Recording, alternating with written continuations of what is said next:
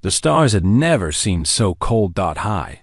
Commander Zethros stood at the center of his bridge, his massive form casting a long shadow across the polished floor. He was 9 feet tall, covered in dark blue scales that had hardened over 3 centuries of life. His eyes, 4 of them arranged in a diamond pattern on his face, glowed with a soft orange light. They were the eyes of a predator, the eyes of a conqueror. Around him, the bridge of the Eternal Sovereign hummed with quiet activity. Officers moved between stations, their clawed feet clicking against the crystalline floor. The ship itself seemed alive, its walls pulsing with a gentle blue light that matched the rhythm of its ancient power core. This vessel had been grown, not built. It had taken 400 years to cultivate its crystalline hull, to shape its weapons, to perfect its systems. It was a masterpiece of Kethral engineering, and it was just one of 400 ships gathered in this remote corner of space. Zeth. Ross allowed himself a moment of satisfaction as he looked at the tactical display floating before him. 400 warships arranged in the traditional Dominion formation that had crushed every enemy they had ever faced. Battlecruisers, destroyers, carrier vessels, and support ships. Together, they represented enough firepower to burn a dozen worlds to ash. Today, they would only need to burn one. "Aye, Commander," his second officer called out. "The fleet has achieved final positioning.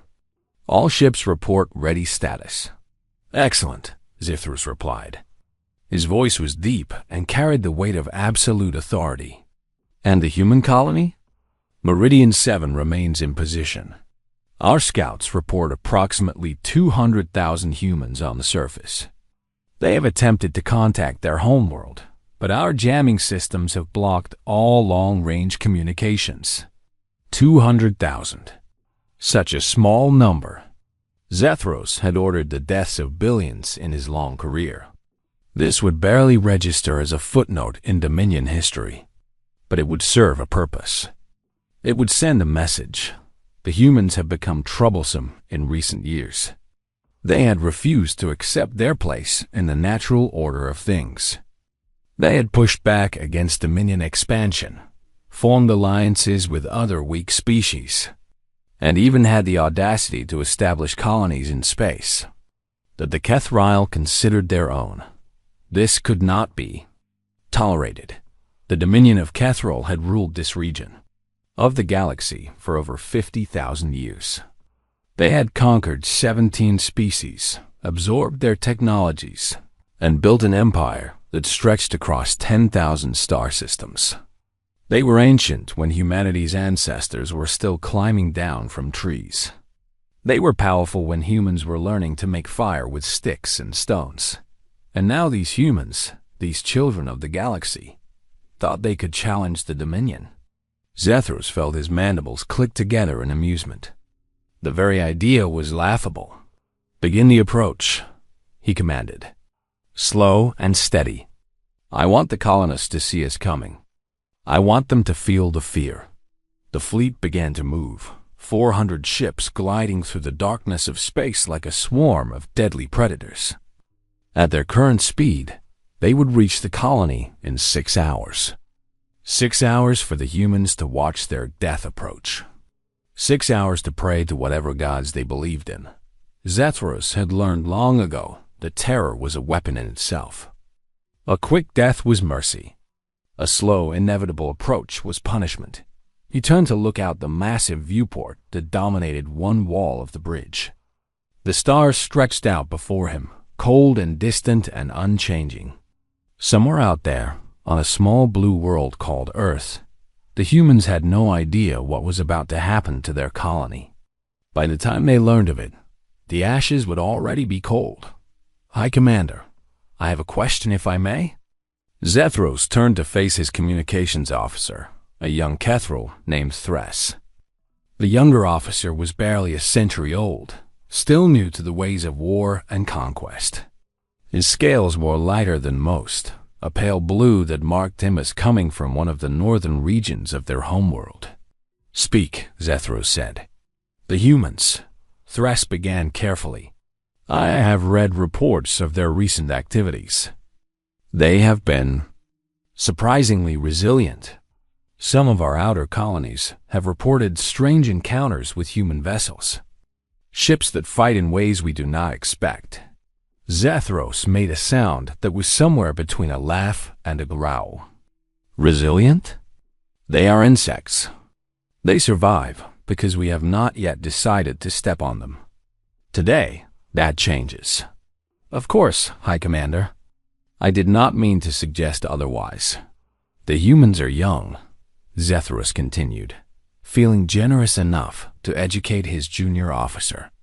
They have been traveling between stars for only 300 of their years. We have been doing so for 50,000. They have technology that is primitive compared to ours. Their ships are ugly blocks of metal. Their weapons are crude explosives and simple energy beams. They are nothing. Thress nodded, but there was still something uncertain in his eyes. The reports mentioned that they have defeated Kethril vessels in battle. Small engagements, but still. Luck, Zethros said firmly. Nothing more. A cornered animal can sometimes bite. That does not make it dangerous. That makes it desperate. And desperation is not a strategy. He gestured at the tactical display. Look at our fleet, young one. 400 ships. We could conquer their entire species with this force. We could turn their homeworld into a burning rock. They know this. That is why they have sent no fleet to defend this colony. They know it would be pointless. Thress bowed his head in acceptance. You are wise, High Commander. I am experienced, Zethros corrected him. Wisdom comes from seeing the universe as it truly is. And the truth is simple. The strong rule. The weak serve or die. Humans have refused to serve. So today, some of them will die. Eventually, they will learn their place. The hours passed slowly aboard the Eternal Sovereign. Officers changed shifts. Reports came in from various ships in the fleet. Everything was proceeding exactly as planned. Zethros had retired to his private quarters for a meal when the first alert came. He was halfway through a dish of prepared meat when his personal communicator chimed. High Commander, you may want to return to the bridge. He recognized the voice of his first officer, a veteran named Kreth who had served with him for over a century. There was something in his tone that Zethros had not heard before. Not fear, exactly. More like confusion. What is it?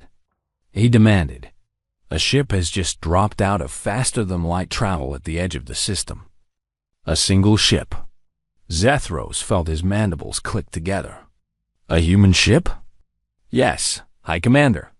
Our sensors confirm it is of human origin. One ship. Zethros rose from his meal, leaving the food half-eaten.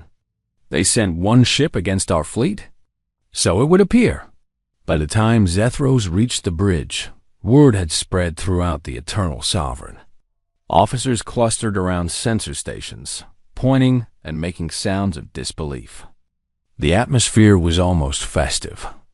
This was entertainment. Show me, Zethros commanded as he took his position at the center of the bridge. The main display shifted to show a magnified image of the human vessel. It was exactly as ugly as he had expected. A blocky, angular thing with no grace or beauty. Its hull was dark gray, scarred and pitted from what looked like previous battles.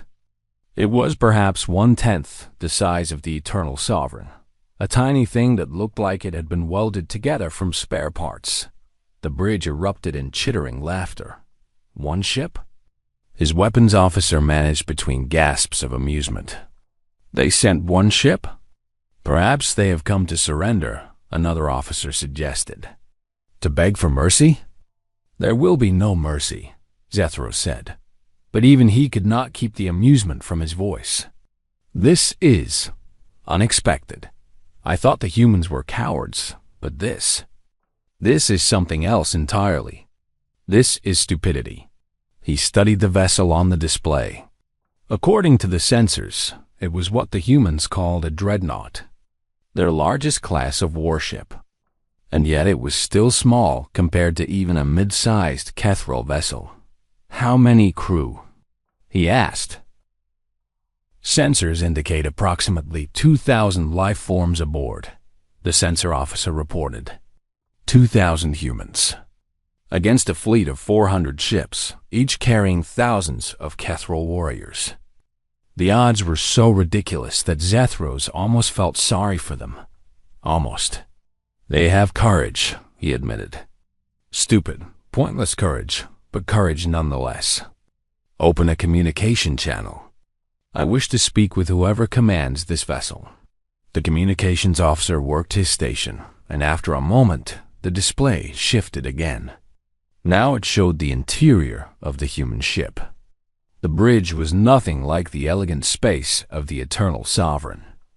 It was cramped, functional, filled with hard angles and harsh lighting. And at its center stood a human. It was a female, Zethros noted. Smaller than a Kethril child.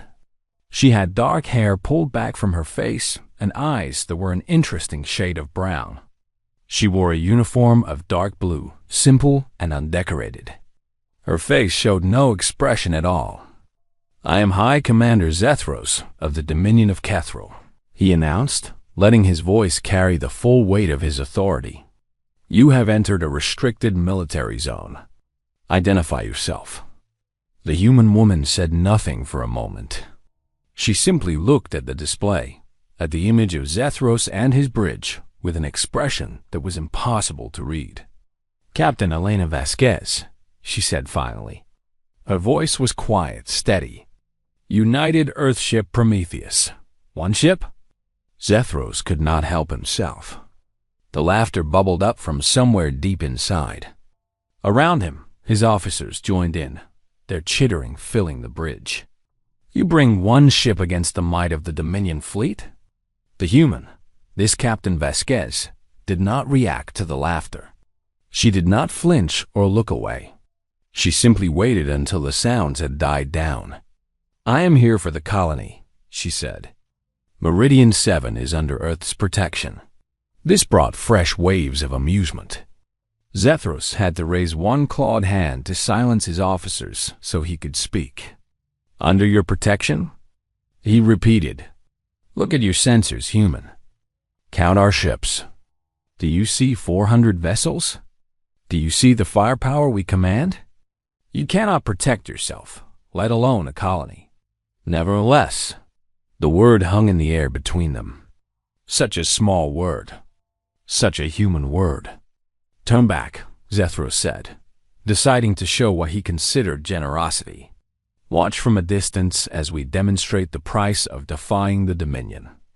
Consider it a lesson. Your species is young. You can still learn your place in the galaxy. My place? For the first time, something flickered in the human's eyes. Something that Zethros could not quite identify. Your species has potential, he continued.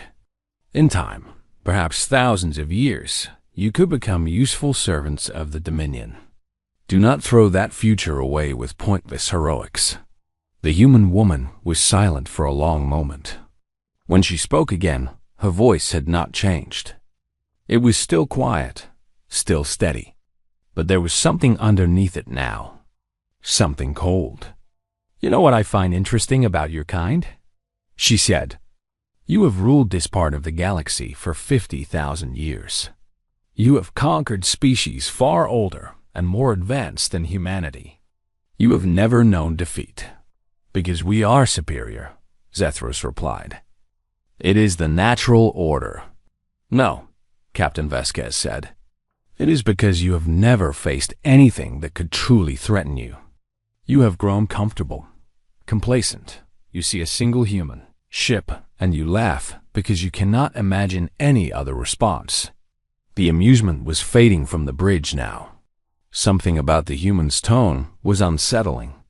Even Zethros felt a flicker of unease, though he pushed it aside immediately. What could one ship possibly do? Your arrogance is amusing, he said, but misplaced. One ship cannot stop us. One ship cannot even slow us down. You will die here today, human. You and everyone aboard your vessel. Then we will proceed to the colony and finish what we started. I am not here to stop you, the human said. Zethros tilted his head in confusion. Then why are you here? The human woman smiled. It was a thin expression, cold and humorless. Zethros had seen many human faces in his time, had studied their species as one might study any prey animal. But he had never seen a smile quite like this one. I am here to deliver a message, she said. Before Zethros could respond, the transmission ended. The display went dark, then returned to the image of the human vessel floating alone at the edge of the system. What message? Thress asked nervously. What did she mean?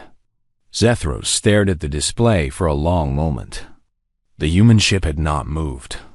It simply hung there in the darkness, a tiny speck against a vast backdrop of stars. Nothing, he said finally. She meant nothing. It is a bluff. A desperate attempt to make us hesitate. But even as he spoke the words, he could not shake the memory of that smile. There had been no fear in it. No hope. No desperation at all. There had been something else. Something that looked almost like satisfaction. Maintain course to the colony, Zethros ordered. But keep sensors focused on that ship. I want to know the moment it moves. Should we destroy it? His weapons officer asked. Zethros considered. A single shot from the Eternal Sovereign would vaporize the human vessel. It would be quick and easy. A simple solution. But no, he wanted the humans to watch. He wanted them to see their colony burn. He wanted them to understand just how powerless they truly were. Not yet, he said. Let them observe. Let them bear witness. When the colony is ash, then we will deal with them. The bridge returned to its normal routine. Officers monitored their stations. Reports came in from the fleet. Everything proceeded according to plan. But Zethros could not stop watching the display. The human ship remained motionless, a dark shape against the stars. It made no attempt to flee. It made no attempt to attack. It simply waited. What are you doing? He wondered. What possible purpose could you serve? He had no answers. And for the first time in longer than he could remember, High Commander Zethros of the Dominion of Kethril felt something that might have been doubt. He crushed it immediately. There was no room for doubt. There was no reason for it. One ship could not change anything. One ship meant nothing.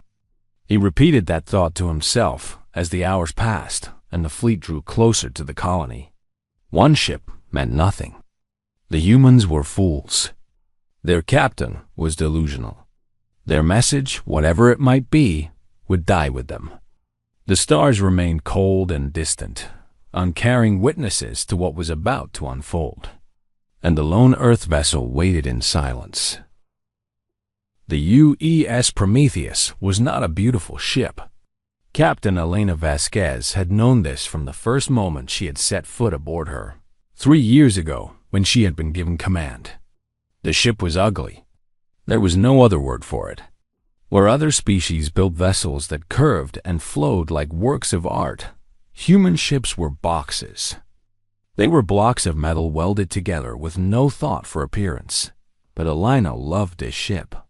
She loved every scarred plate of its hull, every humming corridor, every cramped compartment. Because the Prometheus was not built to be beautiful. It was built to survive. She stood on the bridge now, watching the main display that showed the distant formation of Kethril warships. 400 of them. The tactical computer had already calculated the odds of a conventional engagement. The number had so many zeros that it was essentially meaningless. 0% chance of victory. 100% chance of destruction. The computer did not know everything. Captain, Lieutenant Chen spoke up from his station at communications. The Kethril transmission has ended. They cut the channel from their end. I noticed. Elena replied. Her voice was calm, steady. It was the same voice she had used to address High Commander Zethros. The same voice she always used, regardless of what was happening around her. The bridge of the Prometheus was small compared to Cathrol standards. There were 12 stations arranged in a semicircle around the central command chair, each one occupied by an officer focused entirely on their duties. No one spoke unless necessary. No one panicked. No one questioned why they were here. They all knew why they were here. Commander Torres, Elena said, turning to her first officer status report. Commander Miguel Torres was a large man with dark skin and gray hair. He had served in the Earth Fleet for over 40 years, had fought in 3 major engagements against alien species, and had the scars to prove it. He was the oldest person aboard the Prometheus, and Elena trusted him completely. All systems are operating within normal parameters, he reported. The crew is at battle stations. Engineering reports that the core is stable and ready for activation on your command. The core. Elena let the words hang in the air for a moment. How is Dr. Okonkwo? Nervous, Torres admitted. But ready. She says everything is prepared. Elena nodded. Dr. Amara Okonkwo was the chief engineer aboard the Prometheus and the person most responsible for what sat in the center of the ship. The core. The heart of everything they had come here to do. The colony, Elena said. What is their status? Meridian 7 is still being jammed, Lieutenant Chen reported. They cannot send or receive any long-range communications. But our passive sensors indicate civilian activity on the surface. They know something is coming, but they do not know what. 200,000 people. Men, women, children. Families who had left Earth to build a new life on a distant world. They had come here full of hope, full of dreams for the future. And now a fleet of alien warships was coming to burn them to ash. Elena had read their files. She had studied the colony's history, its population, its culture. She knew the names of the settlement's founders, the story of how they had struggled to build something from nothing on an empty world. She knew that there was a school on Meridian 7 with over 3,000 students. She knew that there was a hospital that had just celebrated the birth of its 10,000th baby. She knew everything about the people she had come to save. They are holding position. Lieutenant Park reported from the sensor station. The Cathrol fleet is not pursuing us. They are continuing toward the colony. As expected, Elena said. They see no threat. Why would they change their plans for one ship? She moved to the central command chair and sat down. The chair was uncomfortable, designed for function rather than comfort. Everything on this ship was designed that way. Humans had learned long ago that comfort was a luxury they could not afford. All hands. She spoke into the ship-wide communication system. This is the captain. We have made contact with the enemy fleet. They have 400 ships. We have one. They have laughed at us. They have dismissed us. They do not believe we can stop them. She paused, letting her words sink in. They are wrong. Around the ship, 2,400 men and women listened. They were in engineering, monitoring systems that powered technologies most species did not believe were possible. They were in medical, preparing for casualties they hoped would never come. They were at weapon stations, ready to fight if fighting became necessary. Every single one of them had volunteered for this mission. Every single one of them knew what it meant. In a few hours, Elena continued, the Cathrol fleet will reach Meridian 7. They intend to kill 200,000 innocent people. They intend to send a message to humanity that we are weak, that we can be bullied, that we will accept our place as victims in a galaxy that sees us as nothing more than prey. Her voice hardened. We are not prey. We have never been prey. For 200 years, this galaxy has tried to destroy us. We have been invaded. We have been enslaved. We have been bombed and burned and beaten. And every single time, we have survived. We have rebuilt. We have come back stronger. She looked at the display, at the distant fleet of alien warships. The Kethro do not understand what they are facing. They see our size and think us small. They see our age and think us young. They see one ship and think us weak. But they do not know what we carry. They do not know what we are willing to do. They do not know that humanity does not send one ship because we cannot send more. We send one ship because one ship is all we need. Elena stood again, her hands clasped behind her back. Today, we deliver a message, not just to the Kethral, to every species that has ever looked at humanity and seen something to exploit, something to conquer, something to destroy. Today, they learn the truth. She took a deep breath. Prometheus protocol is active.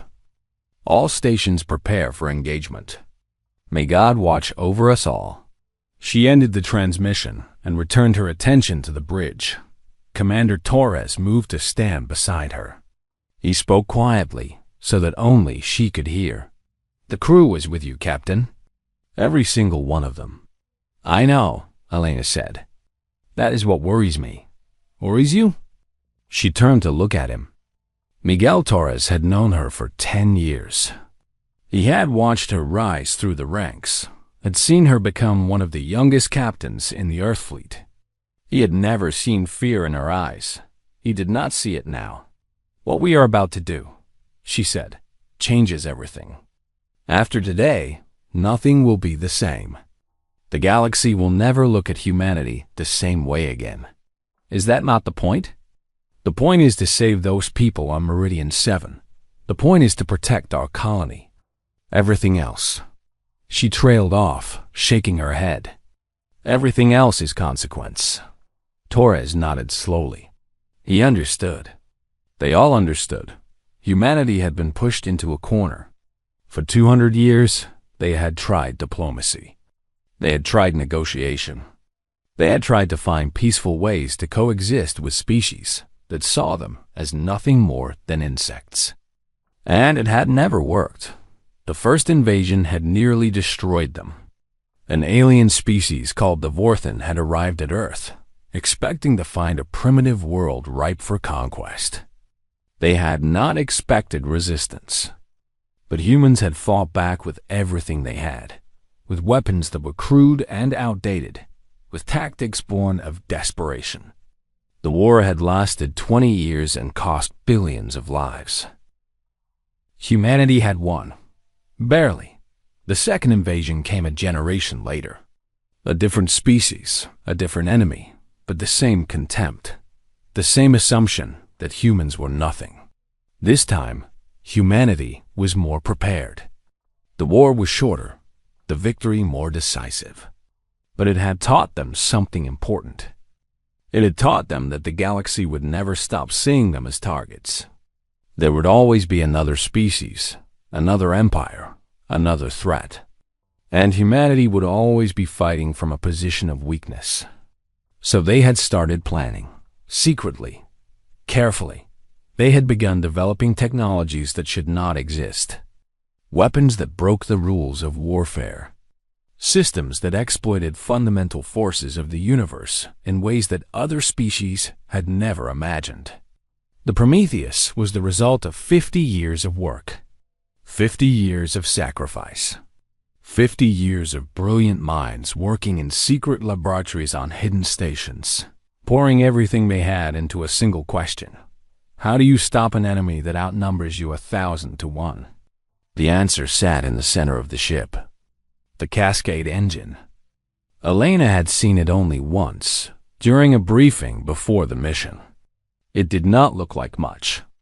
A cylinder of exotic metal surrounding a core of something that her eyes could not quite focus on. Dr. Okonkwo had tried to explain how it worked, using words like quantum folding and spatial resonance cascade and fundamental force manipulation. Elena had not understood most of it. But she had understood enough. The Cascade engine was not a weapon in the traditional sense. It did not fire projectiles. It did not release energy beams. It did something far more terrifying. It reached into the fabric of space itself and twisted it. It created a chain reaction that propagated at faster than light speeds, affecting every object within its range in ways that violated the normal laws of physics. In simple terms, it made things fall apart. "Captain," Lieutenant Park interrupted her thoughts, "the Cathedral fleet is increasing speed. They will reach the colony in approximately 4 hours. 4 hours, Elena repeated. She moved back to her chair and sat down. Begin charging the core. Inform Dr. Okonkwo that we will initiate the protocol in 3 hours and 45 minutes. Understood, Torres said. He moved to relay the orders, leaving Elena alone with her thoughts. She looked at the display again. 400 alien warships, crewed by tens of thousands of Cathedral warriors. They were soldiers, she supposed. They had families, lives, hopes, and dreams just like humans did. They were following orders, doing what they believed was right. And in a few hours, she was going to kill all of them. Elena had made peace with this long ago. She had looked into herself and found the part of her that could do what needed to be done. It was not a comfortable part. It was not a kind part. But it was necessary.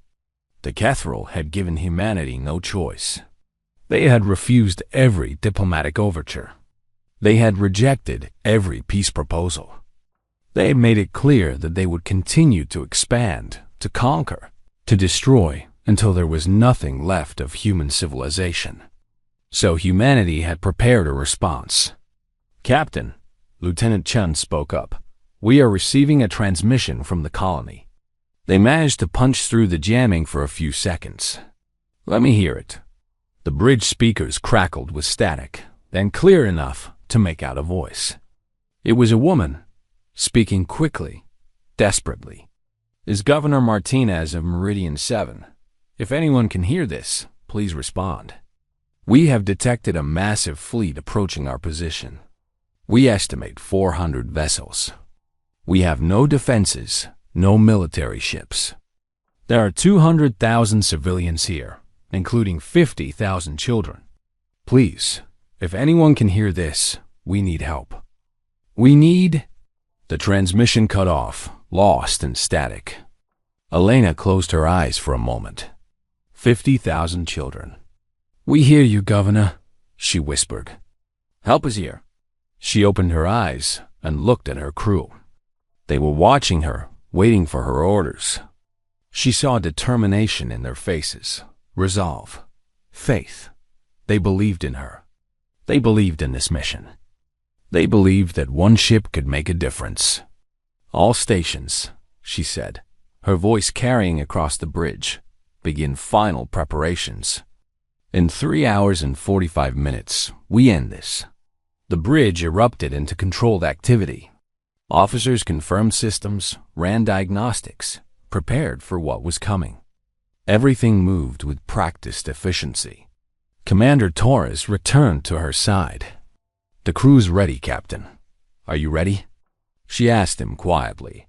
He considered the question for a moment. I have been ready for 40 years. Ever since the Vorthan killed my family in the first invasion. I have been waiting for the day when humanity would stop running. When we would stand up and show the galaxy what we are capable of. And what are we capable of? Torres looked at the display, at the fleet of enemy ships moving inexorably toward the helpless colony. Anything, he said. We are capable of anything. That is what makes us human. Elena nodded. She understood. She had felt the same thing since she was a child, since she had grown up in the ruins of cities destroyed by alien weapons. She had felt it every time she looked at the stars and wondered why the universe seemed determined to destroy her species. Now, she was going to give the universe an answer. Captain, Dr. Okonkwo's voice came over the comm system.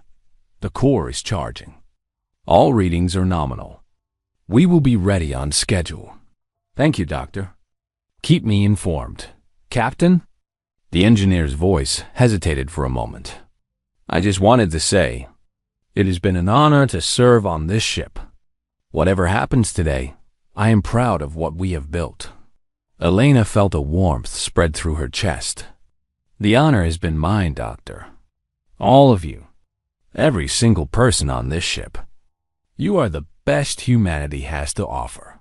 She ended the communication and returned her attention to the display. The Kethril fleet continued its approach, unaware of what was waiting for them. High Commander Zethros was probably feeling quite pleased with himself right now. He had laughed at the lone Earth vessel. He had dismissed it as nothing more than a nuisance. He would not be laughing for much longer. Elena Vasquez sat in her command chair, surrounded by her crew, watching the stars slowly slide past.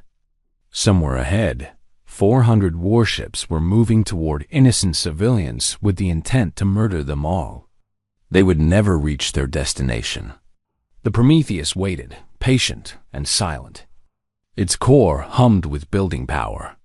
Its crew worked with quiet determination. Its captain sat calm and still, counting down the minutes until everything changed. 3 hours and 45 minutes. Then the galaxy would learn the truth about humanity. Then the galaxy would understand. Deep in the heart of the Prometheus, past corridors that required the highest security clearance, behind doors that could withstand a nuclear blast, Dr. Amara Okonkwo stood before the most dangerous creation in human history. The Cascade engine did not look impressive. It was a cylinder roughly the size of a small car, wrapped in layers of exotic materials that human science had only recently learned to produce. At its center was something that hurt the eyes to look at directly. A sphere of controlled energy that seemed to fold in on itself, existing in multiple states at once. The engineering team called it the heart. Amara thought of it as the fist, humanity's fist, clenched and ready to strike. Core charge at 42%, reported Engineer First Class David Kim from his station. All containment fields stable. No anomalies detected. "Good," Amara said. She was a tall woman with dark skin and close-cropped gray hair. Her hands were steady despite the weight of what she was doing. "Continue monitoring. Report any fluctuation immediately." Around her, a team of 12 engineers worked in focused silence. They were the best in their fields, recruited from universities and research facilities across Earth and its colonies. They had spent years learning to understand the impossible machine that hummed before them, but most of them had never expected to see it. Activated, Amara walked slowly around the core, checking readings on various displays. Everything was proceeding exactly as the simulations had predicted. The Cascade engine was coming to life, drawing power from the ship's massive reactor array and converting it into something that defied conventional physics. She remembered the first time she had seen the theoretical framework for this technology. It had been 20 years ago, when she was a young researcher working on quantum field theory. Her mentor, Dr. James Whitfield, had called her into his office late one night and shown her a series of equations that made no sense. "This is impossible," she had said. "Impossible means nothing," Whitfield had replied. "It just means we have not figured it out yet." He had been right. It had taken another decade of work, countless failures, the deaths of 7 researchers in laboratory accidents, and more money than Amara could calculate. But they had figured it out. The Cascade engine could manipulate the fundamental forces that held matter together. It could reach across vast distances and affect multiple objects simultaneously. It could do things that the laws of physics said should not be possible. And today, for the first time, it would be used as a weapon. "Dr. Okonkwo," Kim spoke up again. "I am seeing some unusual readings from the secondary containment field. Nothing dangerous, but..." Amara moved to his station and studied the display. The readings showed a slight variation in the field's resonance pattern. It was within acceptable parameters, but it was unusual. The core is aware, she said quietly. Kim looked at her with confusion. Aware? Doctor, the core is not a living thing. No, Amara agreed. Not living, but it responds to intention. We designed it that way. It knows what we are about to do. This was one of the stranger aspects of the Cascade engine, something that the engineering team had never fully explained. The quantum interactions at its heart created a kind of feedback loop with the human minds operating it. Not telepathy, not consciousness, but something in between. The core could sense purpose. It could respond to determination. Right now, it was responding to the collective will of the entire ship. Core charge at 51%, Kim reported. Acceleration is increasing slightly. We may be ready ahead of schedule. Amara nodded. The crew is focused. The core is feeding on that focus. She stepped back and looked at the machine she had helped create. 20 years of her life had gone into this moment. 20 years of sacrifice, of secrets, of wondering if what she was building would ever be needed. Now it was needed. And she was ready. The communications panel beeped, and Captain Vasquez's voice filled the engineering bay. Dr. Okonkwo, status report. Core charge is at 53% and climbing, Captain. All systems are functioning within normal parameters. We will be ready on schedule, possibly ahead of it. Understood. Is there anything you need? Amara considered the question. No, Captain. We have everything we need. We have been preparing for this moment for a very long time. We all have, Doctor. We all have. The communication ended, and Amara returned to her monitoring dot. She thought about the history that had led to this moment. The history of humanity in a hostile galaxy. The struggles, the losses, the near-extinction events that had shaped her species into what it was today. The first contact had come 300 years ago, when a Vorthan survey ship had stumbled upon Earth. The aliens had expected to find a primitive world, a resource to be exploited. Instead, they had found a planet of 7 billion intelligent beings who had no intention of being conquered. The Vorthan had not expected resistance. Their previous encounters with intelligent species had always followed the same pattern. Arrive, demonstrate superiority, accept surrender. Simple and efficient. Humans had refused to follow the pattern. The war that followed had lasted 2 decades. The Vorthan had superior technology, superior numbers, superior everything. But humans had something the Vorthan did not understand. They had the absolute refusal to accept defeat. Cities burned. Billions died. The human military was shattered again and again. But every time the Vorthan thought they had won, humans came back. They learned. They adapted. They found ways to fight that the Vorthan had never seen before. In the end, humanity had won not through superior strength, but through superior determination. They had made the war too costly. The Vorthan had retreated, deciding that conquering Earth was not worth the price. But humanity had learned something important from that war.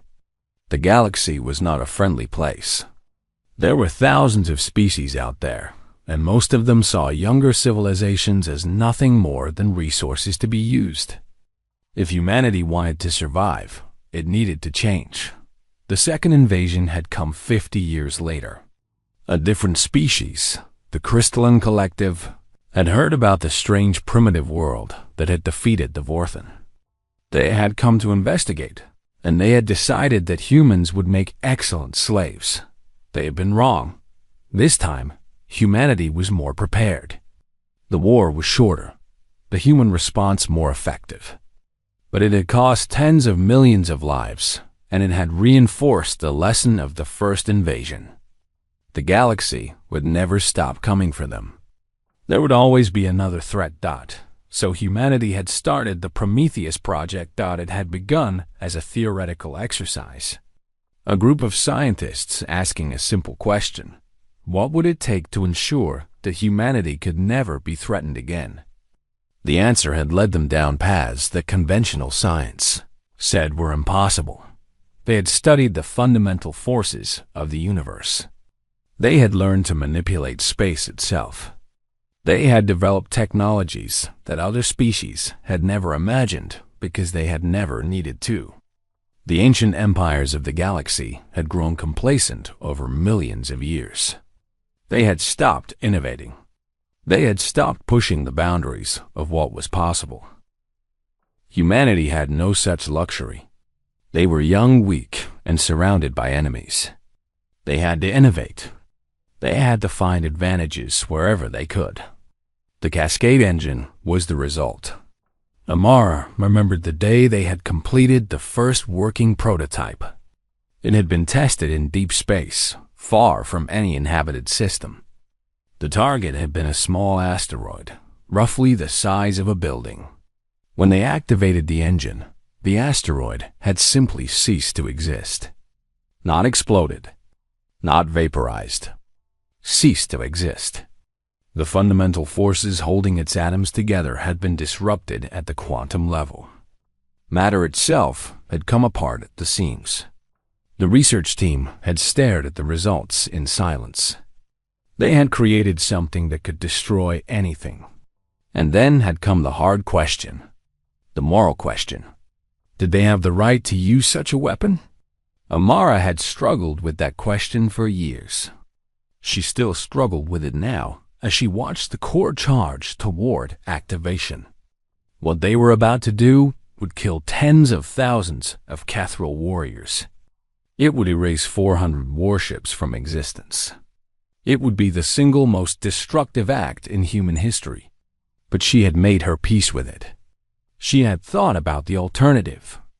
The Cathral were on their way to kill 200,000 innocent people. Men, women, children, families who had done nothing wrong except exist in space that the Dominion considered theirs. If the Prometheus did not act, those people would die. And after Meridian 7, there would be other colonies, other targets. The Cathral had made their intentions clear. They would continue to expand, to conquer, to kill until humanity was either subjugated or destroyed. So humanity had to make a choice. Accept slow extinction or use the weapon they had created. They had chosen to fight. Core charge at 70%, Kim reported. All systems still nominal. Amara nodded. The engine was hungry now, pulling power faster and faster. She could feel it somehow, a pressure at the back of her mind. The core was reaching out, connecting with every person on the ship, drawing on their collective will. This was what the other species did not understand about humans. It was not their technology that made them dangerous. It was not their weapons or their ships or their numbers. It was their ability to come together, to focus on a single goal, to pour everything they had into achieving the impossible. The Cathral had conquered 17 species over 50,000 years. They had never faced a species that would not break. They had never faced a species that looked at impossible odds and said, "We will find a way." They were about to learn. The intercom crackled again. This time, it was Commander Torres's voice. "All hands, this is the executive officer. The captain has authorized me to share some information about what we are about to do. Many of you already know pieces of this story. Now you will know all of it." Amara paused in her work to listen. Around her, the engineering team did the same. 50 years ago, after the second invasion, the United Earth Council made a decision. We could not continue to fight defensive wars against enemies who outnumbered us 1,000 to 1. We needed a new strategy. We needed something that would make the galaxy think twice before attacking humanity again. Torres paused. The Prometheus Project was born. For 50 years, the brightest minds in human history worked in secret to create a weapon that could end any threat, no matter how large. They succeeded. What sits in the heart of this ship is the result of their work. It is called the Cascade engine. Another pause. In a few hours, We will use this engine against the Kethral fleet. 400 warships will be destroyed in a matter of seconds. Tens of thousands of enemy soldiers will die. This will be the single most destructive moment in human history. Amara watched the faces of her engineering team. Some looked grim. Some looked determined. None looked surprised. They had known what they were carrying. They had known what they might be called upon to do. I will not pretend that this is easy, Torres continued. What we are about to do will haunt all of us for the rest of our lives. But I want you to remember something.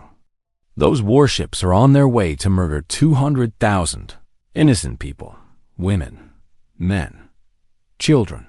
They are going to burn a human colony to ash as a message to the rest of our species. His voice hardened. We are going to send a different message. We are going to show the galaxy that humanity is not prey. We are not victims. We are not going to quietly accept our extinction. We will fight. And when we fight, we will win. The intercom fell silent. Amara looked at Kim. Core charge? 82%, he replied. We will be ready in less than an hour. Less than an hour. In less than an hour, everything would change. The galaxy would learn the truth about humanity. The truth that had been hidden for 50 years. Amara returned to her monitoring. The core pulsed with building energy, responding to the determination that filled the ship. It was ready. They were all ready. She thought about her mentor, Dr. Whitfile, who had died 10 years ago without ever seeing his work completed. She thought about the 7 researchers who had given their lives in laboratory accidents. She thought about the countless scientists and engineers who had contributed to this project over 5 decades. They had built this weapon hoping it would never be used. They had created it as insurance against a galaxy that wanted humanity dead. Now that insurance was about to be called in. I am sorry, Amara whispered to no one in particular. To the Kethral who were about to die. To the universe that had forced humanity into this position. To herself for being the one who had to push the button. I am sorry, but we have no choice. The core continued to charge. The ship continued to wait. And somewhere ahead, 400 warships continued their approach toward a colony they would never reach. In the cold darkness of space, humanity was about to speak. And the galaxy would listen. The moment arrived without ceremony.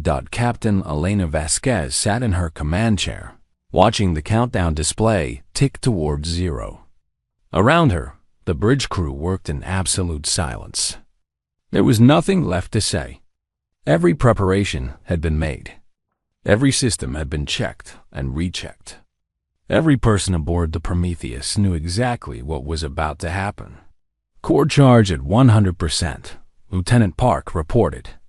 All systems are ready for activation. Elena took a deep breath. She had imagined this moment 1,000 times. She had played it out in her mind during sleepless nights, during long watches on quiet bridges, during every moment of preparation that had led to this point. Now it was here, and it felt strangely ordinary. Open a channel to the Kethral flagship, she ordered. Commander Torres looked at her with surprise. Captain? They should know, Elena said. They should understand what is about to happen. They deserve that much. Torres hesitated for just a moment, then nodded to Lieutenant Chun. The communications officer worked his console, and a few seconds later, the main display showed the bridge of the Eternal Sovereign.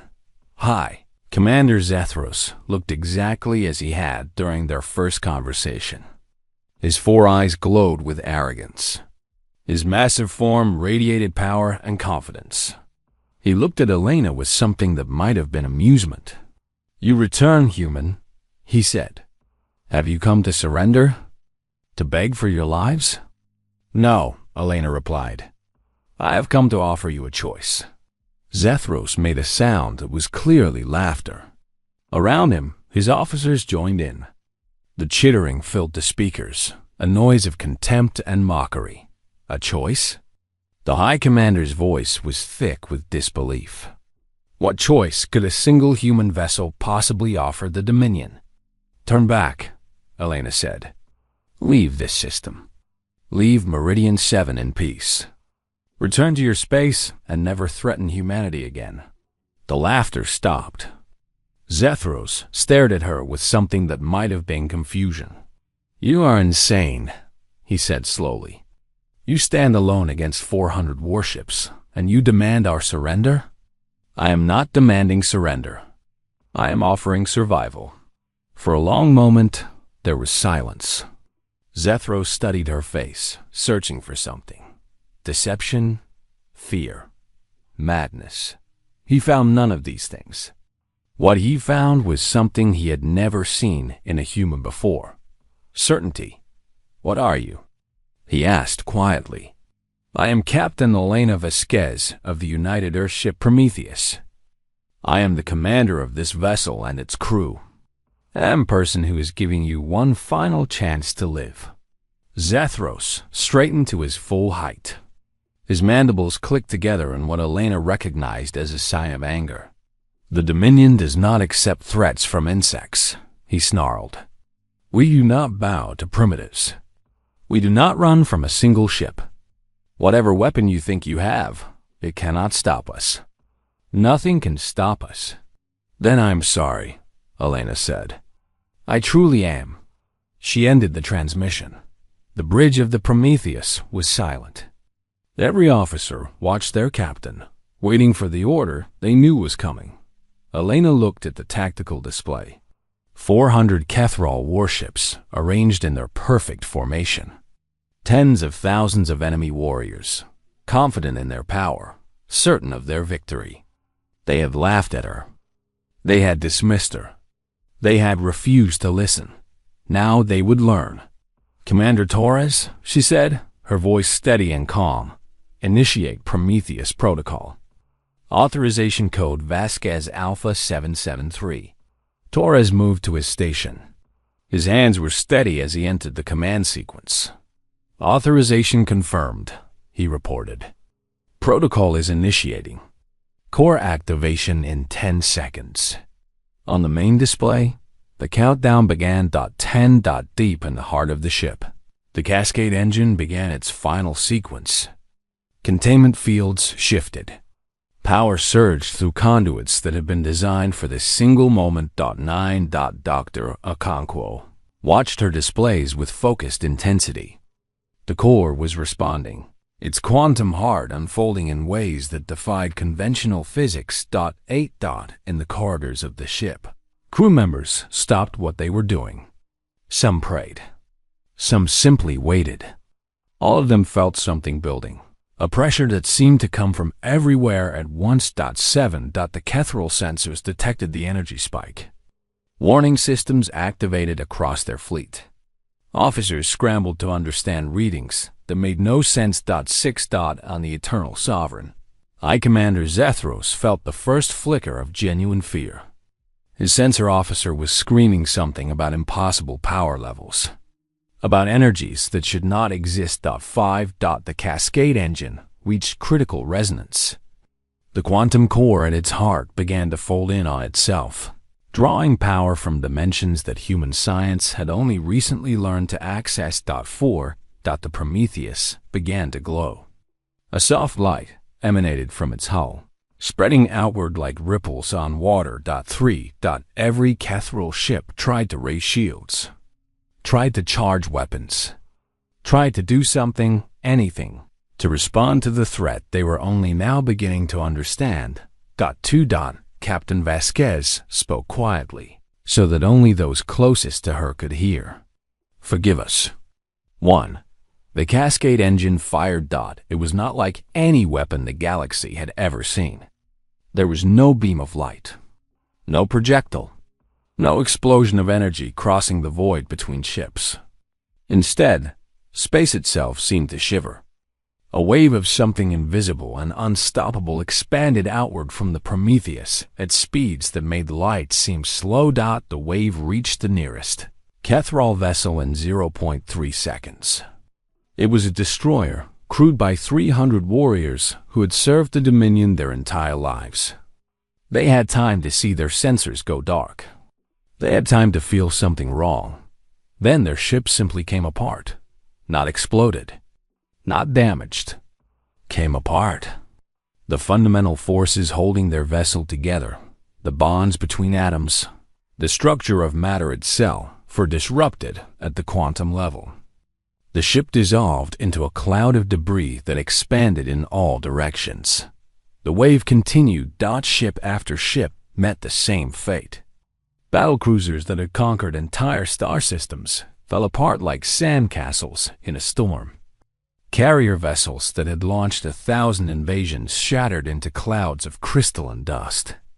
The ancient, beautiful warships of the Kethral Dominion, grown over centuries, refined over millennia, were unmade in the blink of an eye. High Commander Zethros watched his fleet die. His sensor displays had gone dark almost immediately, overloaded by readings that no system could process. But through the viewport of the Eternal Sovereign, he could see what was happening. He could see the stars disappearing one by one as his ships expanded into clouds of debris. It was impossible. It was wrong. It violated everything he understood about the universe. And it was happening. All ships, emergency retreat, he ordered, his voice cracking for the first time in 3 centuries. All ships, fall back. Fall back. No one responded. The communication systems were dead. The ships that might have received his orders were already gone. The wave reached the center of the formation. The Eternal Sovereign was the largest ship in the fleet, the most heavily armored, the most powerful. It had systems that smaller vessels did not have. Shields that could withstand planetary bombardment. Hull plating that had never been breached. None of it mattered. Zethros felt his ship shudder. He saw cracks appear in the crystalline walls of his bridge. He heard his officers screaming as their stations exploded around them. He had 1.7 seconds. Just long enough to reach his communication console. Just long enough to send a final, desperate message to his homeworld. They were never prey. Then the Eternal Sovereign came apart, and High Commander Zethros of the Dominion of Kethral ceased to exist. The wave continued for another 0.8 seconds before it faded. Its energy spent, its purpose fulfilled. Behind it was nothing but expanding clouds of crystalline debris, glittering in the starlight like 1 billion tiny diamonds.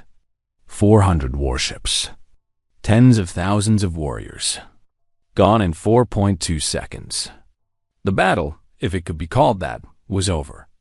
On the surface of Meridian 7, the colonists had been watching the sky. They knew something terrible was coming. They had seen the distant specks of the approaching fleet. They had said goodbye to each other, held their children, prepared to die. Then the sky had lit up. It was like watching 100 supernovas at once. Brilliant points of light bloomed across the darkness, each one marking the death of a warship. The light show lasted only seconds, but it seemed to stretch into eternity. Governor Maria Martinez stood at the window of the colony's administrative building, her mouth hanging open. Around her, her staff watched in stunned silence. "What?" she began, then stopped. There were no words for what they had just witnessed. "The fleet," her communications officer said. "The entire Kethral fleet. It's gone." Martinez turned to look at her displays. The sensor data was confused, fragmentary, but clear enough. Where 400 warships had been moments ago, there was now nothing but debris. "How?" she asked. "How is that possible?" No one could answer. On the Prometheus, the bridge crew sat in shocked silence. They had known what to expect. They had been briefed on the capabilities of the Cascade engine. But seeing it happen, actually watching 400 ships dissolve into nothing, was something different entirely. Captain Vasquez stared at the tactical display. Where the Kethral fleet had been, there was now a spreading field of debris. tiny fragments of crystal and metal already being pulled by the gravity of the distant star. In a few hours, there would be nothing left at all. "Report," she said, her voice steady despite everything. Lieutenant Park was the first to respond. "The Kethril fleet has been destroyed, Captain. All 400 vessels. No survivors detected. No survivors. Tens of thousands of lives ended in less than 5 seconds."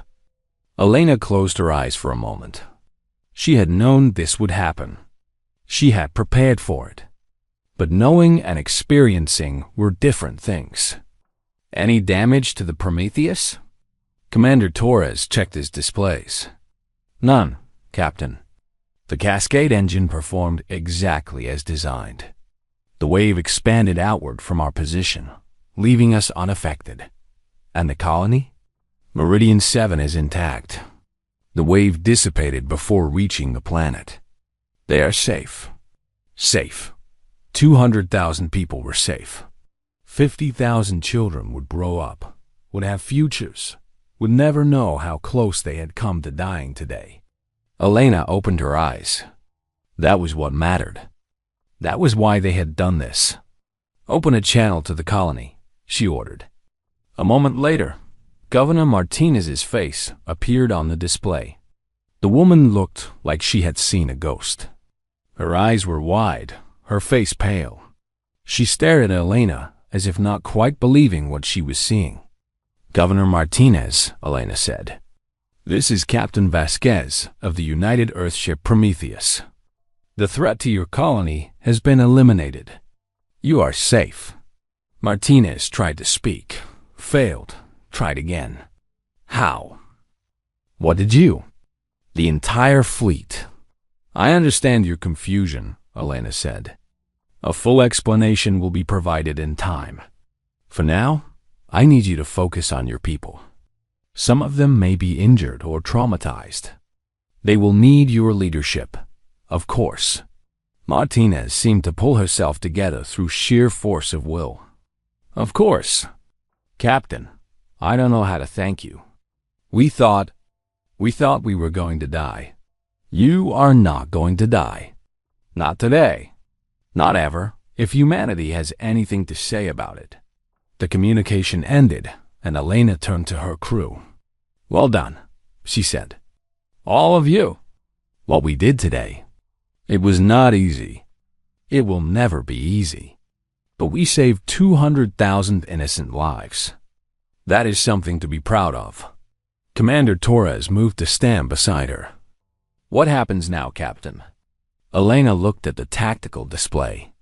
The debris field was already spreading thin, dispersing into the void. Soon there would be no trace that 400 warships had ever existed. "Now," she said, "the galaxy learns the truth. The Kethril will have received High Commander Zethro's as final transmission. They will know what happened here. And they will tell others. They will want revenge. Perhaps, or perhaps they will learn wisdom. Either way, humanity will be ready." She stood up from her command chair and looked around the bridge. Her crew was watching her, waiting for her words. "For 200 years," she said, "humanity has been the galaxy's victim. We have been invaded, enslaved, nearly destroyed. We have suffered losses that would have broken any other species. But we did not break. We survived. We learned.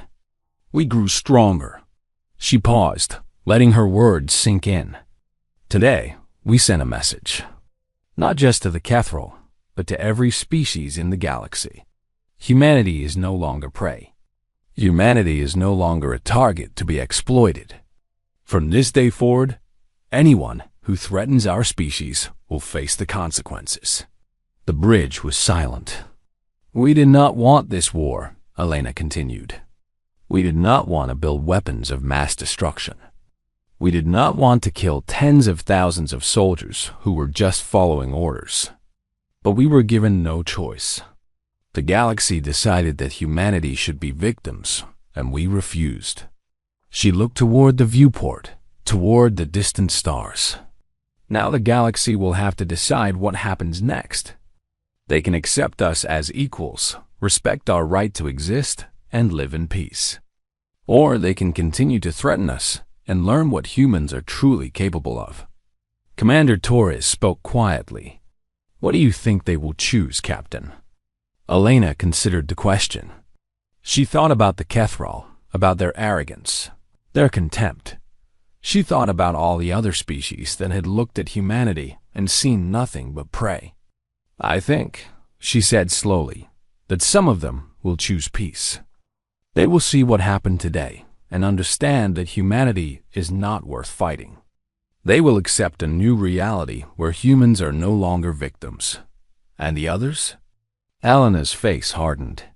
The others will learn the same lesson the Kethral learned today. Some lessons can only be taught through experience. She returned to her command chair. Set course for Earth, she ordered. Standard cruising speed. The Council will want a full report, and the crew deserves to see their families. Aye, Captain, Lieutenant Kim responded from the helm. The Prometheus turned slowly, leaving the debris field behind. As it accelerated toward the jump point, Captain Vasquez allowed herself a moment of quiet reflection. It was done. The secret was out. Humanity had revealed its hidden strength to the galaxy. Now they would all have to live with the consequences. The news traveled faster than light. Within hours of the battle at Meridian 7, sensor data had been transmitted across the galaxy. Every major power, every minor faction, every species with access to interstellar communication networks watched in stunned silence as the recordings played. 400 warships. The pride of the Kethral Dominion. Gone in 4.2 seconds. On the Kethral homeworld, the ruling council gathered in their ancient chambers to review the evidence. They watched the sensor data again and again, trying to find some explanation, some flaw in the recording that would make what they were seeing less impossible.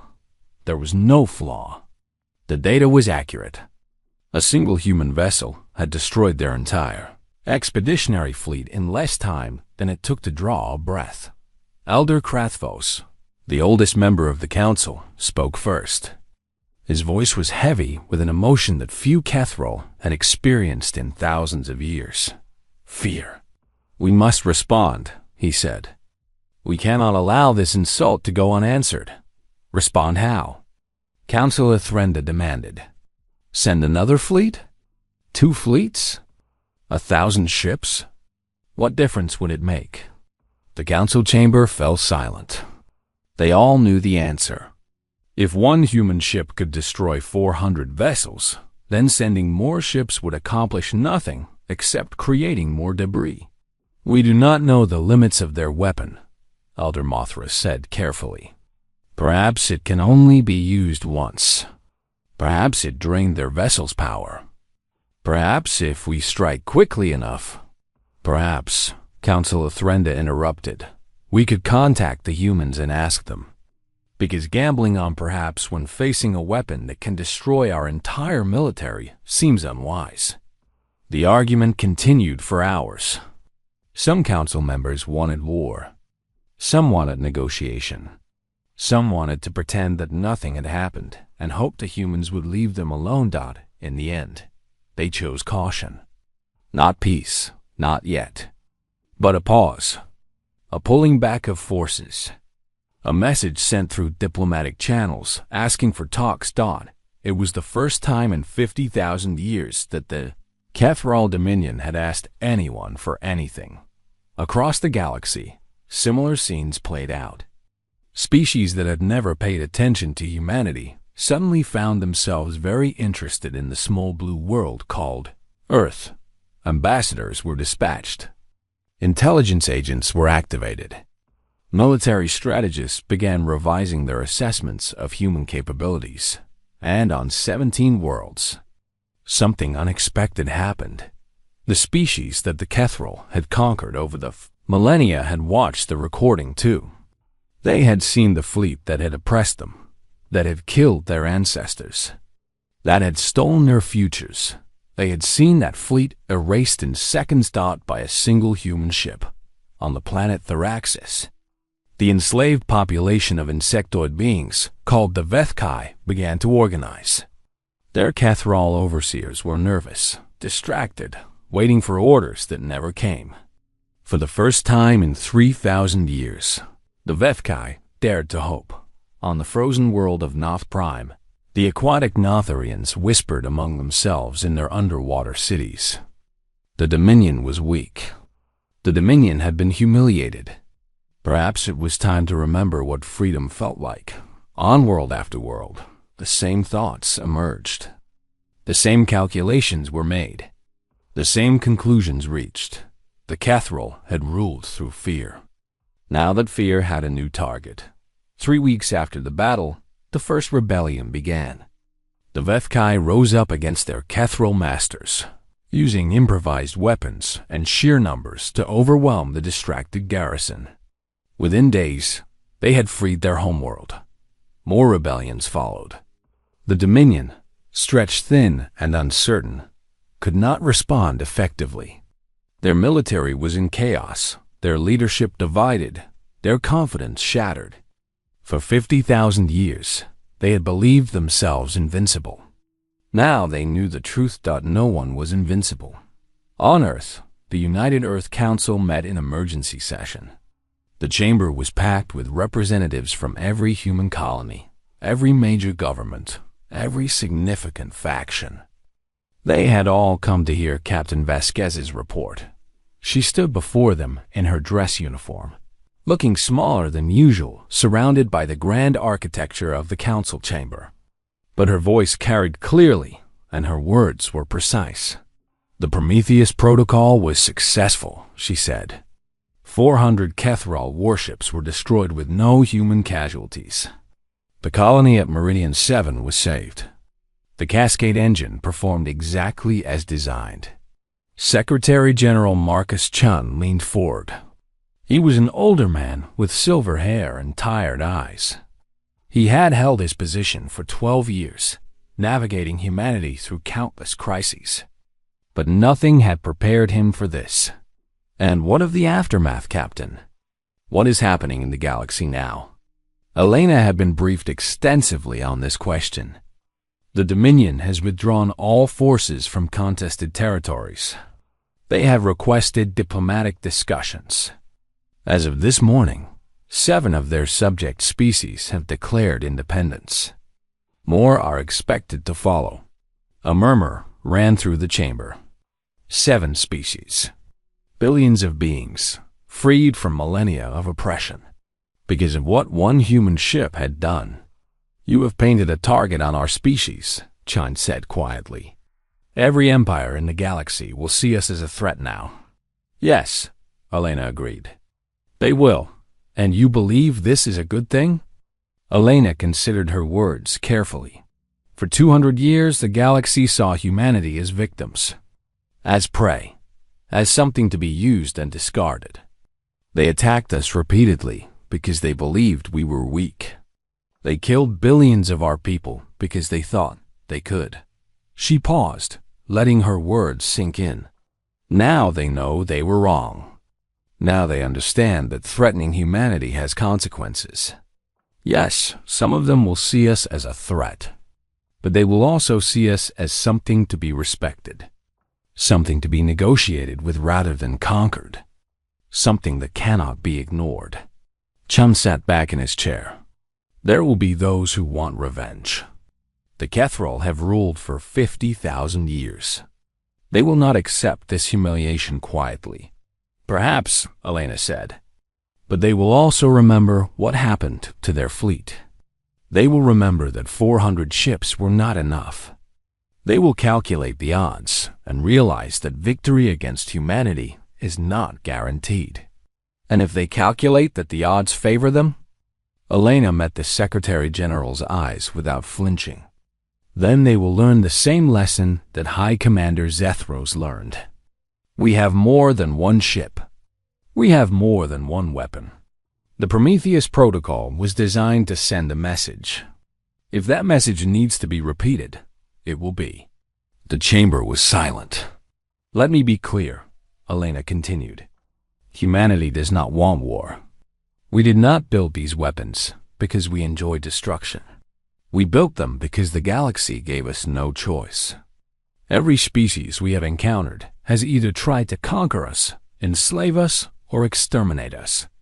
We developed the Cascade engine as a last resort, a final option when all other options had failed. She looked around the chamber, meeting the eyes of representatives from across human civilization. Today, we have a chance to change the narrative. We have demonstrated that humanity cannot be pushed around. Now we can offer peace from a position of strength rather than weakness. We can negotiate with species that would never have spoken to us as equals before. We can build alliances, establish treaties, create a future where humanity is not constantly fighting for survival. Secretary General Chan nodded slowly. And what do you recommend, Captain? Reach out, Elena said. To everyone. The Kethral, the other major powers, the species that have just won their freedom. Tell them that humanity wants peace, but we are prepared for war. Tell them that we have the power to defend ourselves, and we are willing to use it. And tell them that we would rather be friends than enemies. The vote came 3 hours later. By an overwhelming majority, the Council approved Elena's recommendations. Diplomatic missions were dispatched to dozens of species. Peace overtures were extended to the Kethral. Support was offered to the newly free peoples of the former Dominion. It was not a perfect solution. There were still threats out there.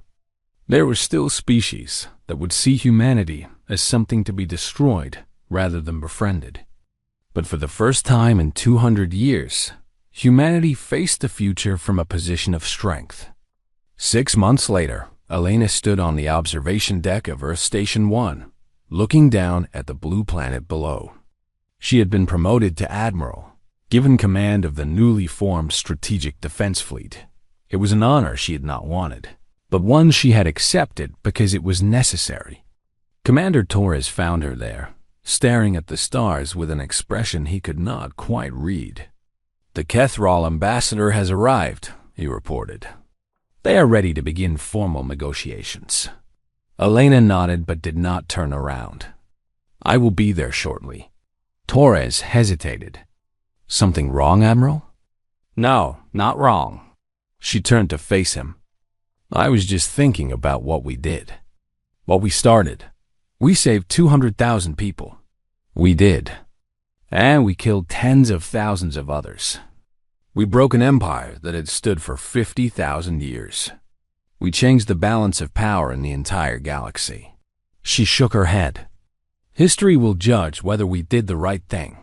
Torres moved to stand beside her. They had served together for over a decade now. He knew her better than almost anyone. You think we did the wrong thing? Elena was silent for a long moment. I think we did the only thing we could do. The Kethral would have killed everyone on Meridian 7. They would have continued to expand, to conquer, to destroy. We stopped them the only way we could. But I wonder sometimes about the Kethral soldiers who died. They were following orders. They had families, lives, hopes. They did not choose to be born into a species that saw others as inferior. They did not choose to serve an empire built on conquest. Torres nodded slowly. They were our enemies. They would have killed us without hesitation. I know, and I would make the same choice again if I had to. But that does not mean I have to feel good about it. She looked at him with eyes that carried a weight he had not seen before. The day we start celebrating the deaths of our enemies is the day we become what they were. They stood in silence for a while, watching Earth rotate slowly below them. The freed species are doing well, Torres said eventually. The Vethkai have established a provisional government. The Natharians are rebuilding their culture. Others are following their example. That is good news. They want to form an alliance with humanity. They say we showed them that freedom is possible. They want to help build a galaxy where no one is enslaved. Elena smiled slightly. It was the first smile Torres had seen from her in weeks. Perhaps that is our legacy, she said. Not the destruction we caused, but the freedom we enabled.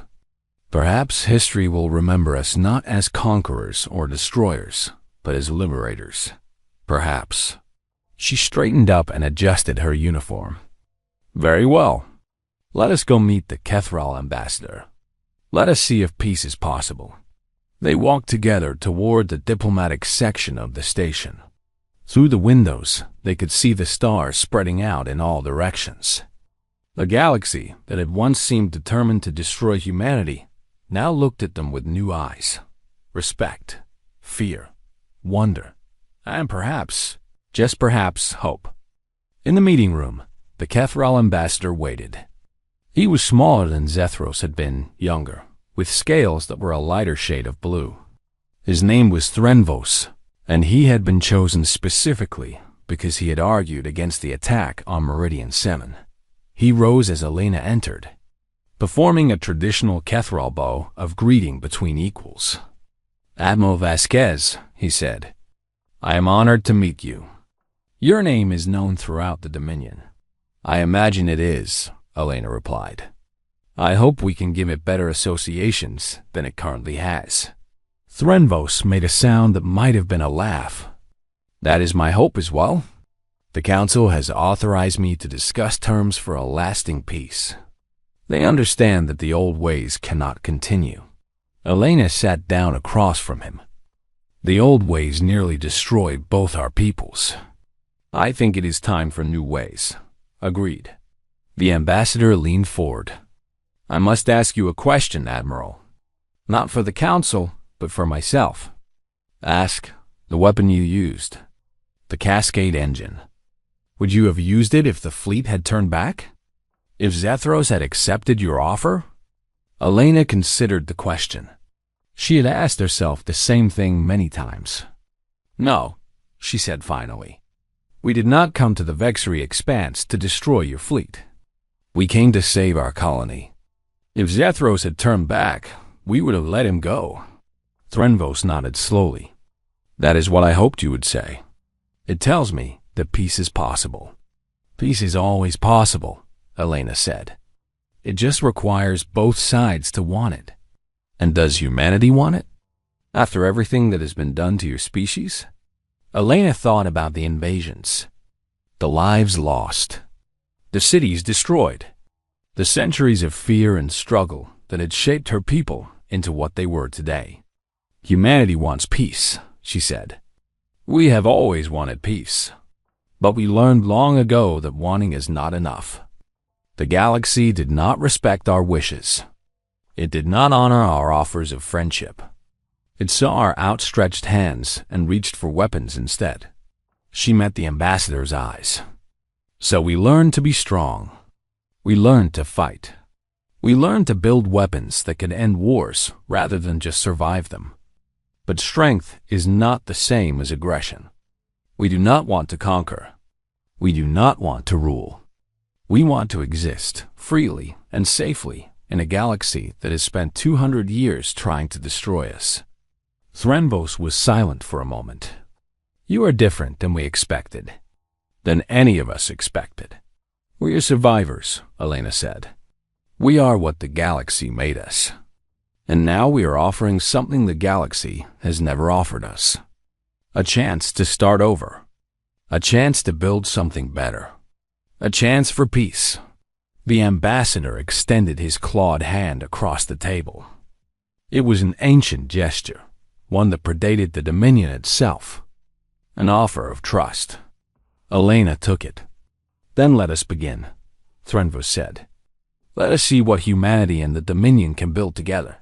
Outside the window, the stars continued their eternal dance. Somewhere out there, 17 species were tasting freedom for the first time in millennia. Somewhere out there, empires were reconsidering their policies toward a small blue world called Earth. Somewhere out there, a galaxy was changing. And at the center of it all, humanity was finally taking its place among the stars. Not as prey, not as victims, but as equals. The journey was far from over. There would be more challenges ahead, more enemies to face, more impossible situations to navigate. But humanity had proven something important at Meridian 7. They had proven that they would not be underestimated. They had proven that they would fight for what mattered. They had proven that they were worthy of the stars. Captain Elena Vasquez Admiral now had given the galaxy a message. The galaxy had received it, and nothing would ever be the same.